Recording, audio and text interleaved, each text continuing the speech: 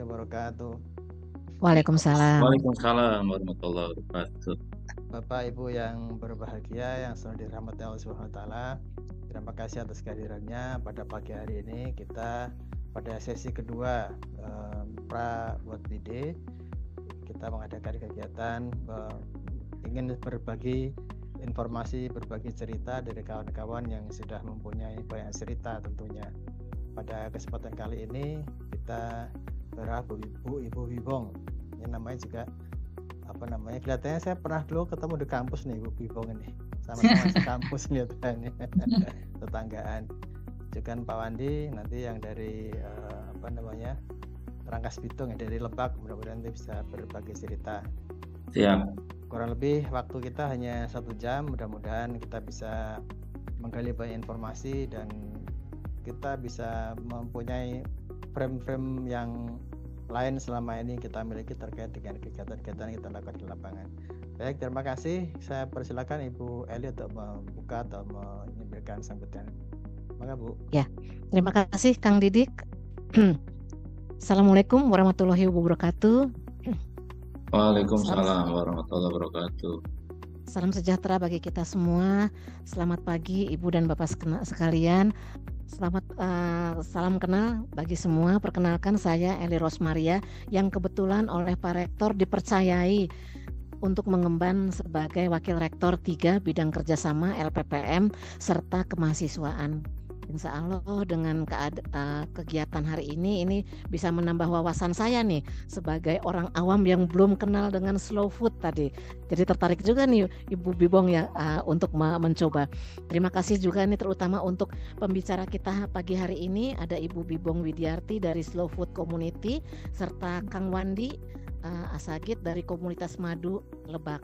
Terima kasih ini atas fasilitas yang disediakan oleh Kang Didik dan teman-teman dari Asosiasi Perlebahan Indonesia serta teman-teman dari Perhutani untuk kegiatan pra sebelum kita melakukan workshop dan dalam menjelang World Bee Day 2024 yang akan kita laksanakan insya Allah pada tanggal 6 Agustus. Mudah-mudahan dengan bincang-bincang kita ini menambah wawasan bagaimana lebah mempunyai kasanah yang bisa menambah pengetahuan kita terutama untuk food education ya nih Bu Wibong ya. Barangkali entah dari segi kecantikan, entah bagi kesehatan kita yang beberapa tahun yang lalu pas kita COVID ini yang namanya madu dicari orang ya Bu Wibong ya, dicari orang untuk menunjang kesehatan kita. Nah mudah-mudahan dengan tidak hanya pada saat ada COVID kita bisa membutuhkan madu, tetapi dalam kehidupan kita sehari-hari juga kita bisa memanfaatkan madu untuk nanti kita informasikan kepada anak cucu kita dan tetangga maupun teman-teman kita bahwa betapa pentingnya madu bagi kehidupan manusia dan bagaimana cara kita memperoleh madu yang murni seperti apa, yang aspal seperti apa, nanti kita bisa barangkali bincang-bincang di sini. Terima kasih ini untuk Kang Didik yang sudah mempercayakan Unwim untuk melakukan kegiatan workshop dan pre-workshop yang selama nanti kira-kira 4 kali kita akan adakan untuk menjelang acara World Bee Day. Terima kasih ini juga teman-teman dari Unwim yang sudah mendukung acara ini. Insya Allah dengan kerjasama yang baik antara ketiga instansi maupun dengan komunitas-komunitas perlebahan yang ada di Indonesia ini dapat menunjang kegiatan kita bersama dalam mendukung Tridharma perguruan tinggi yang sangat bermanfaat bagi Universitas Winaya Mukti. Demikian Kang Didik, saya serahkan kembali kepada Kang Didik. Assalamualaikum warahmatullahi wabarakatuh. Waalaikumsalam warahmatullahi wabarakatuh. Silakan kalau misalkan beraktivitas kembali yang lebih dengan kesibukannya sambil tetap mohon maaf ya Pak ya, saya hanya monitoring saja. Ya siap. Ya. Baik, marilah kita akan memulai sesi acara kita hari ini.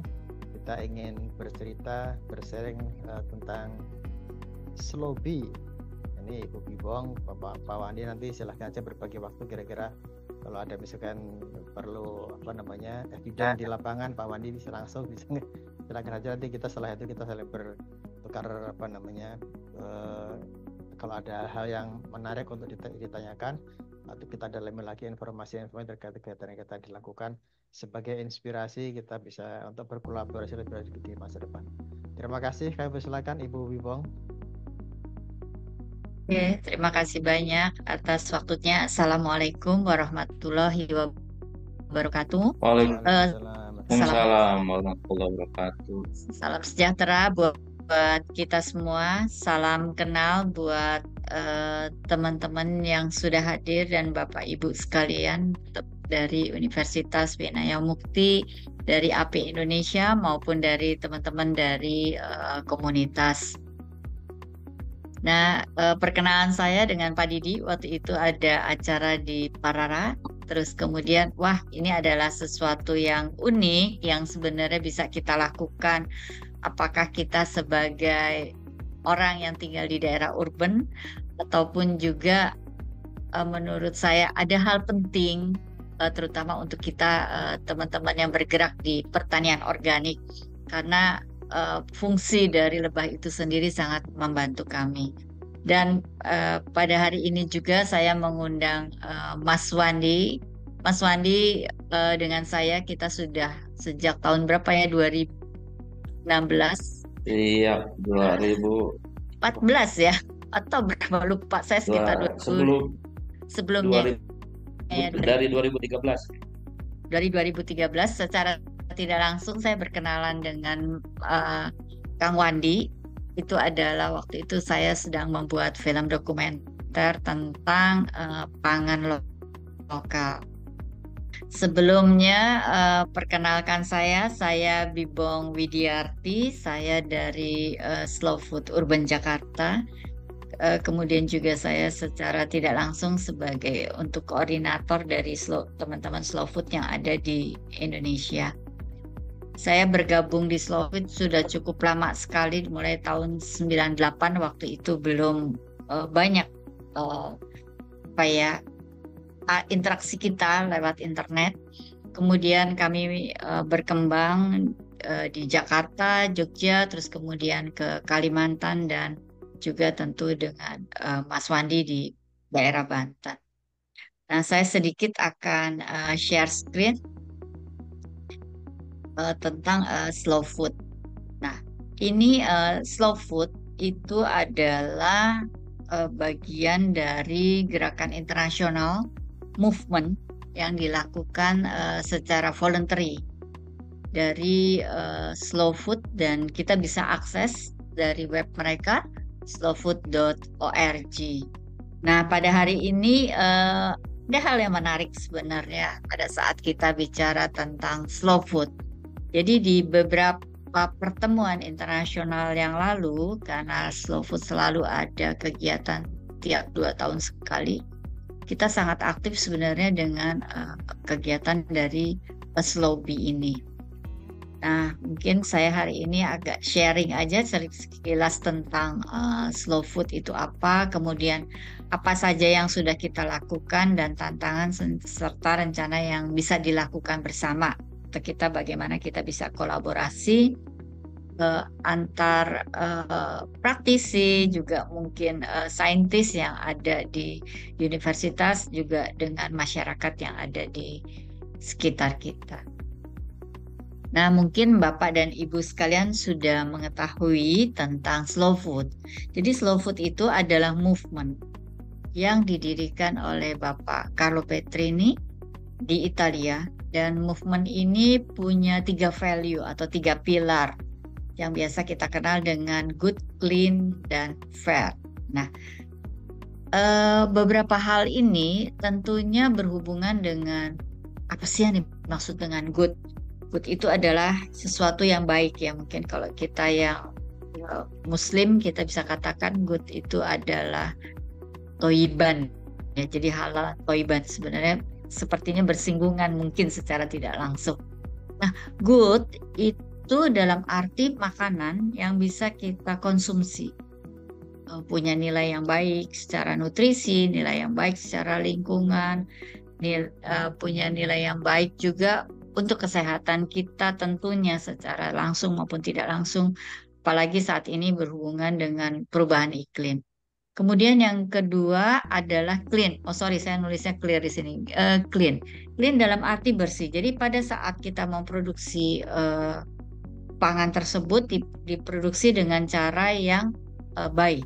atau dengan cara yang clear. Clear untuk lingkungan, clear untuk kita sebagai konsumen, clear juga untuk semua yang berhubungan dengan aktiviti kita. Kemudian yang ketiga adalah fair. Bagaimana kita bersifat fair? Fair terhadap kesejahteraan hewannya, kemudian fair juga terhadap orang yang bekerja atau produsen yang menghasilkan pangan tersebut. Kemudian juga fair juga untuk harganya. Jadi ada keseimbangan antara harga yang dihasilkan oleh produsen dan juga harga yang didapat dari konsumen. Jadi mencakup semua hal yang berhubungan dengan nilai-nilai dari Slow Food, Good, Clean, and Fair. Jadi prioritas kegiatan kita ini saya ambil juga dari web, itu Bapak dan Ibu sekalian bisa melihatnya juga di web mereka. Prioritasnya itu bicara tentang biodiversity, education, advokasi, dengan topik-topiknya banyak sekali. Nah, 3 yang berhubungan biodiversity tentu tidak lepas dari fungsi lebah itu sendiri. Lebah itu adalah konektor. Bagaimana suatu produk dari produksi pertanian, kalau tidak ada lebah tentunya semua itu tidak akan berjalan dengan baik dalam tata cara penyerbukannya. Nah, lebah juga menghasilkan sesuatu yang baik untuk kita manusia, mungkin juga hewan yang berhubungan dengan ada di sekitar hutan pada saat hutan itu masih berfungsi secara baik. Jadi untuk saya kebetulan juga petani organik, jadi kita tentunya sangat bergantung juga dengan keberadaan lebah dan biodiversity yang ada di bumi kita ini. Jadi dengan kaki-kakinya lebah mereka melakukan penyerbukan, mungkin juga mereka melakukan penyebaran dari bibit atau benih yang ada di alam sekitar ini. Nah, kemudian Slow Food juga mempunyai priority di education. Bagaimana kita mengedukasi konsumen, produsen, dan juga semua yang berkaitan dengan produk-produk yang ada. Kemudian juga melakukan advokasi, diantaranya adalah mengenai pangan yang baik yang berhubungan dengan perubahan iklim saat ini, seperti misalnya keragaman hayati, kemudian juga advokasi untuk GMO, kemudian advokasi juga untuk produk-produk yang dihasilkan dari produk perikanan atau pangan biru ya, saat ini sudah dikenal dengan seperti itu. Nah, kemudian di Slow Food ini, kalau di Indonesia kita ada 7. Jadi bentuknya adalah community. Ada di Jakarta 2, kemudian ada di Jogja, kemudian ada di Bali, kemudian juga ada di Kalimantan Barat. Nah, selain community itu ada presidia. Nah, ini yang disebut dengan presidia adalah kelompok-kelompok yang menghasilkan produk yang memang sudah teridentifikasi sebagai produk yang memang harus dilindungi. Nah, sebelum mencapai presidia, kita masuk dulu mendaftarkan produk tersebut di Art of Taste. Nah, salah satunya adalah madu Cingagoler yang ada di komunitasnya Kang Wandi. Nah, Kang Wandi sudah membentuk presidia. Jadi di Indonesia presidia ada 4. Satu adalah presidia yang ada di Cingagoler Honey. Kemudian ada presidia pisang di Yogyakarta, kemudian ada presidia Tengkawang di Kalimantan Barat, dan yang baru muncul lagi adalah presidia madu hutan yang ada di daerah Kalimantan Barat. Nah, kalau tidak salah waktu itu sempat ada peneliti dari Ubi Cilembu. Nah, beliau juga sempat bergabung di pertemuan kita di Turin pada tahun sekitar, kalau tidak salah ya, 2008. Nah, Ubi Cilembu tuh waktu itu juga sudah masuk di dalam Art of Taste. Nah, kemudian selanjutnya adalah aktivitas. Nah, aktivitas yang sudah kita lakukan, Wandi, dengan saya waktu itu sempat sudah 2 kali ke pertemuan di Turin, kita sharing untuk bagaimana tentang madu. Nah, waktu itu kita lakukan taste education. Jadi taste education ini ada beberapa cara yang sudah terstandar secara apa ya, ada dokumennya. Jadi kita mengikuti tata cara bagaimana kita lakukan taste education. Kemudian yang terakhir pada tahun lalu sekitar bulan November 2023 itu ada pertemuan yang dan salah satunya di Indonesia ada Jaringan Madu Hutan Indonesia atau JMHI. Jadi kami bersama JMHI kita berangkat ke Vietnam. Waktu itu ada Madu Dunia. Nah, di Madu Dunia kebetulan saya berbagi cerita tentang PGS yang dikenal dengan Participatory Guarantee System. Jadi penjaminan produk oleh komunitas. Jadi itu yang sudah dilakukan oleh Wandi. Salah satunya bagaimana kita harus panen lestari, bagaimana hygiene untuk produksinya, kemudian bagaimana untuk labeling dan lain sebagainya. Nah, saya dengan tim sudah membuat 7 buku untuk PGS. Jadi kebetulan pada tahun 2018 sampai tahun 2021 kita melakukan penulisan buku PGS, kemudian dilakukan uji coba. Nah, itu produk-produknya adalah untuk beras atau padi, kemudian ada kopi, kemudian ada yang untuk hasil hutan bukan kayunya ada sagu, ada madu, kemudian ada tengkawang, juga kemudian untuk produk dari bidang perikanannya ada produk garam, dan yang terakhir adalah produk dari hasil hutan bukan kayu juga adalah gula aren. Jadi sudah ada 7 panduannya itu. Nah, PGS yang untuk madu memang saya waktu itu berkonsentrasi untuk madu hutan. Tapi sebenarnya proses PGS itu pun bisa dilakukan untuk jenis lebah lainnya seperti Apis cerana yang sudah diproduksi oleh teman-teman dari komunitas Cingagoler. Nanti mungkin Wandi akan bicara lebih panjang lagi. Nah, kemarin kita sempat melakukan World Bee Day, yaitu pada bulan Maret kemarin. Jadi kita memang ada sharing tentang spesiali untuk lebah produk madu. Nah, dari situlah sebenarnya kita juga bisa mengangkat bahwa banyak sekali beredar madu-madu palsu, dan saya rasa ini adalah salah satu tantangan yang bisa kita kolaborasikan antara kita praktisi, teman-teman beekeepernya, baik yang di madu hutan, baik yang di madu Apis cerana ataupun Apis mellifera, bagaimana kita bisa mengedukasi konsumen. Nah, ini satu hal yang penting baik untuk masyarakat di perkotaan maupun secara umum di daerah masing-masing, sehingga tiap daerah bisa mengenali kekhasan dari produk-produk yang ada di daerahnya masing-masing. Nah, kemudian selanjutnya slide selanjutnya adalah tantangannya. Itu yang tadi saya bilang, bahwa kita punya tantangan dan edukasi ini penting sekali. Saya juga perlu bekerja sama, kita perlu berkolaborasi, bahwa kita bisa melakukan edukasi dimanapun.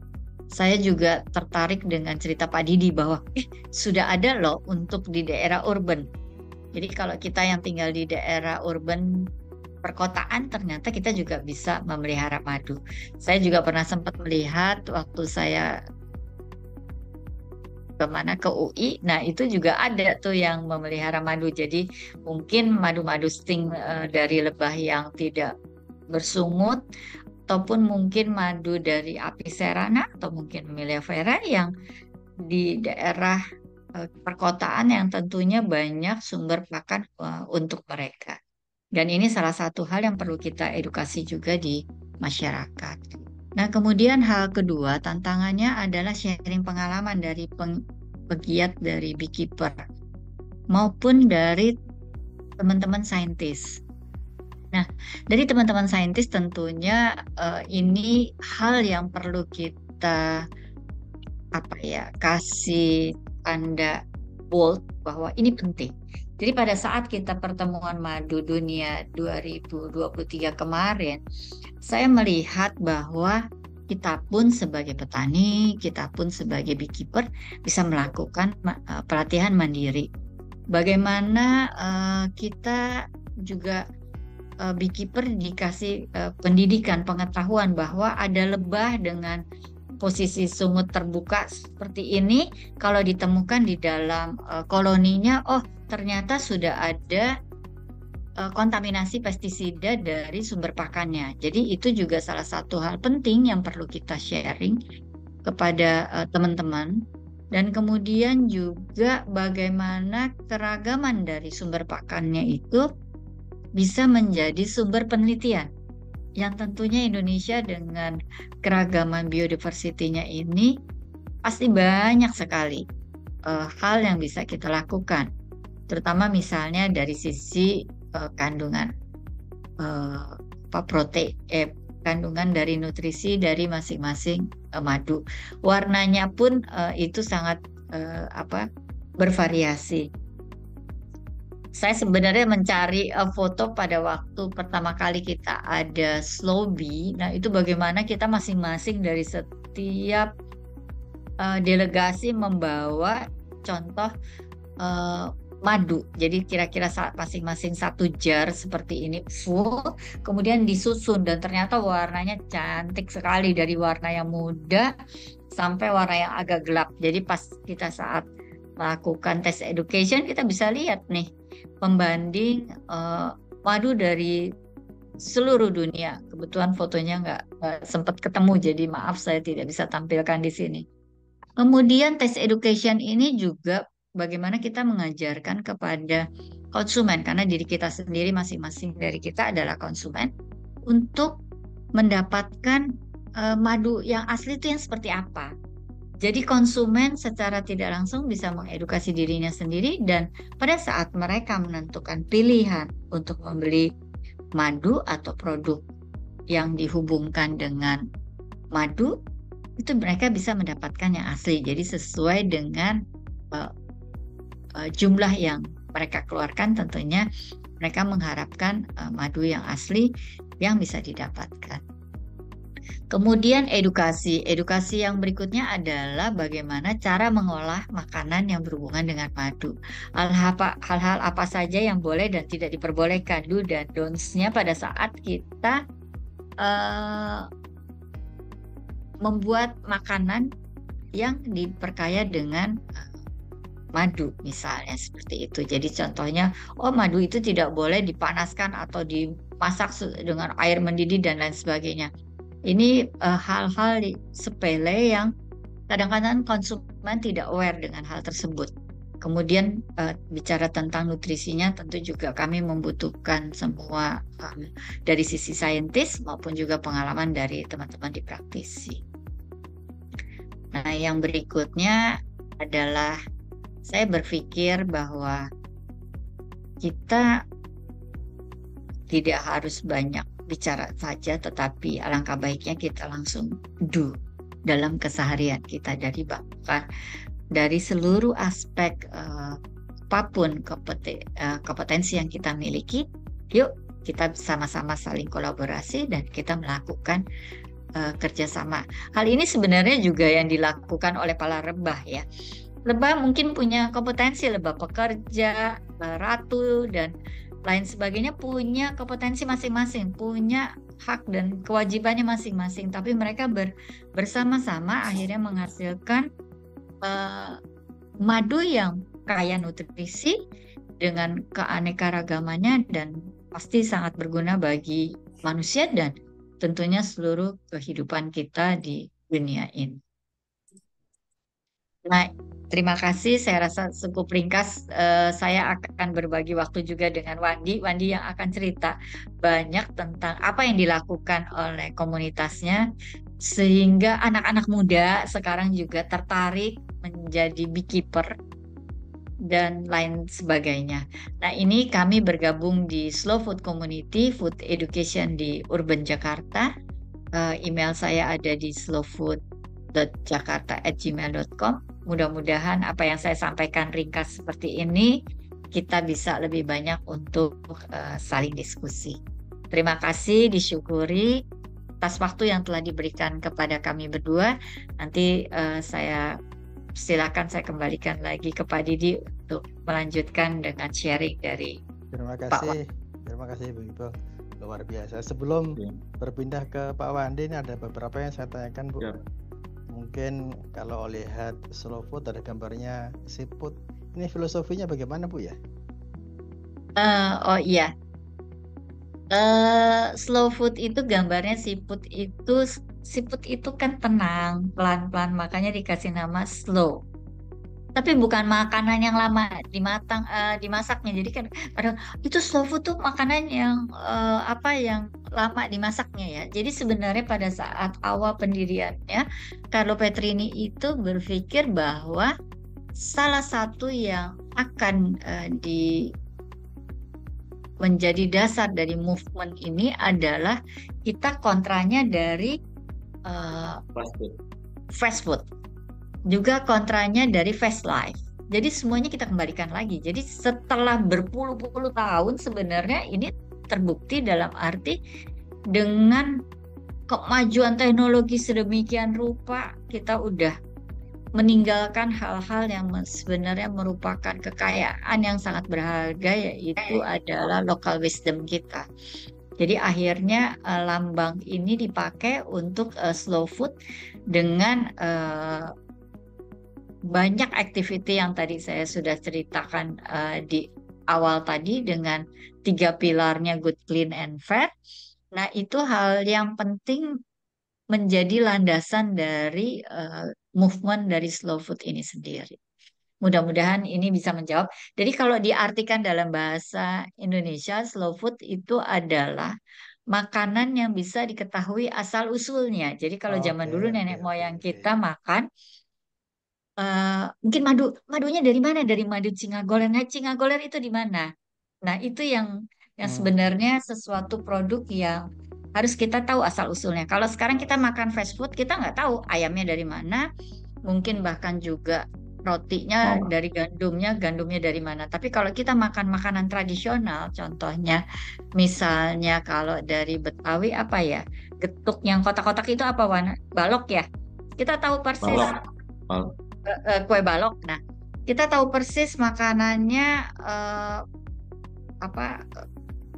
ketela, ubi ketelanya dari mana, siapa yang bikin dan lain sebagainya, asal usulnya jadi jelas. Juga seperti misalnya kalau di Jakarta ada sayur yang sudah sangat langka seperti yang dipakein bumbu dengan warna hitam padahal keluaknya buah picung dan lain sebagainya, itu kan sebenarnya di Jakarta juga ada. Nah, kita juga kenal juga rawon dari Jawa Timur. Nah, seperti hal-hal seperti itu yang sebenarnya perlu kita hidupkan kembali, bahwa kita sebagai orang Indonesia ya kita tahu ya makanan-makanan apa yang khas Indonesia atau sumber pangan kita. Seperti Dikira itu. Makannya harus pelan-pelan gitu. Salah satunya kan makannya juga memang di slow food kita diajarkan dengan taste education. Google Form Gitu.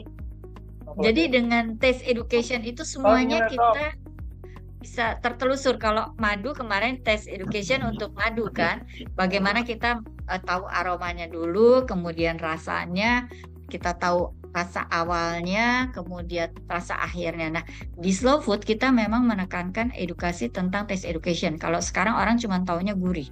Padahal indera pengecap kita itu sangat penting. Kita tahu ada asam, ada manis, ada kecut, ada pahit, dan tentunya ada umami atau gurih. Nah, itu sudah dilupakan karena generasi yang sekarang cuma tahu gurih aja. Mereka menghindari pahitnya, pare, dan lain sebagainya. Itu salah satu contoh, Pak. Terima kasih. Mudah-mudahan ini bisa cukup. Kemudian menoleh ke Slobi, apakah yang menarik dari Slobi sehingga dimasukkan dalam kegiatan ini? Jadi gini, dengan kalau ya waktu itu kita sempat berdiskusi kenapa kita mengarahkan ke arah Slobi, itu adalah karena banyak sekali sekarang madu itu seperti dijadikan seperti mesin industri kan. Jadi kalau dia sudah dikotak-kotakan, kemudian kalau dia tidak mendapatkan pakan alaminya, bahkan diberi sirup dan lain sebagainya, akhirnya terjadilah apa yang disebut dengan dead colony. Jadi akhirnya lebah itu tidak hidup sebagai naturalnya dia. Nah, dead colony-nya kan bisa juga dampaknya macam-macam ya, karena memang rentang kehidupan lebah itu terbatas waktunya. Nah, begitu juga untuk pemanenan. Jadi pada saat kita memanennya tidak dengan cara panen lestari, akhirnya kita justru bukan memperbaiki ekosistem yang ada, tetapi justru kita merusak. Jadi kita memikirkan bahwa tanpa adanya lebah, maka akan heninglah dunia ini, seperti buku yang ada di Silent Spring. Waktu itu saya sempat baca awal-awalnya tuh, oh iya ya, kalau nggak ada lebah ya berarti tidak ada kehidupan. Seperti itu Pak ceritanya. Terima kasih banyak. Ya. Menarik sekali nih Bu. Kemudian bisa setelah ada ada kegiatan slow food, kemudian banyak aktivitasnya, terus juga melihat di perlebahan bisa diangkat menjadi slow-bee. Pas ketika menetapkan Pak Wandi sebagai mitranya itu, apakah observasi kemana-mana atau tiba-tiba Pak Wandi datang? Gimana? Waktu itu kami sedang membuat serial untuk film Lokavora bersama The ITV. Karena sebenarnya yang waktu itu ide yang tercurah itu adalah bagaimana konsumen tahu produk itu bisa sampai ke meja makannya. Jadi kalau di slow food ada from farm to fork, sampai di ujung sendok atau di garpunya. Nah, dari situlah kami akhirnya mencari teman-teman secara tidak langsung. Waktu itu kok bisa ketemu Wandi. Jadi saya sempat kontak, jadi sempat dibilang, oh ada anak muda, karena yang kita cari waktu itu memang anak muda kan. Oh ada anak muda. Waktu itu kita masih kontak-kontakan, mungkin nanti Wandi bisa cerita. Terus akhirnya telepon, janji dari Jakarta kami datang ke Cingagoler. Waktu itu kita masih jalanannya belum secantik sekarang. Masuk melusuk-melusuk dan berjam-jam kami dengan kru The ITV waktu itu. Terus akhirnya reporternya lagi hamil pula ya. Reporternya lagi hamil pula jalanannya. Sampai di tempat akhirnya kita bikin film, temulah dengan Wandi, terus saya ajak gabung dia di slow food. Seperti itu ceritanya Pak. Perjalanannya panjang ya Wandi ya. Jadi udah seperti keluarga sendiri, kita nginap di tempatnya Wandi, kita kenali. Itu sempat bertanya saja lewat telepon, apa yang menjadi latar belakang adanya Apis Nyiruan. Waktu itu dikenal dengan nama Apis Nyiruan di daerahnya. Terus makanannya apa, bahwa falsafahnya seperti apa, dan sesudah itu kita mengajukan untuk Art of Taste, dan kemudian kita mengajukan juga untuk menjadi presidia seperti itu. Luar biasa Bu, berarti nanti ada kesempatan bagi kami untuk bisa ketika mau join masuk ke presidia berarti ya, proses ya presidia. Sebenarnya ya betul, presidia atau community ya. Jadi ada verifikasinya dan lain-lain untuk di proses berlanjut. Baik, terima kasih Bu Bipong. Sebelum nanti kita menyerahkan teman-teman untuk bertanya, kita pindah ke Pak Wandi. Ini setelah kita bercerita dengan Ibu Bipong di Slow Food, kita sekarang akan mendengarkan sharing sessionnya dari Pak Wandi.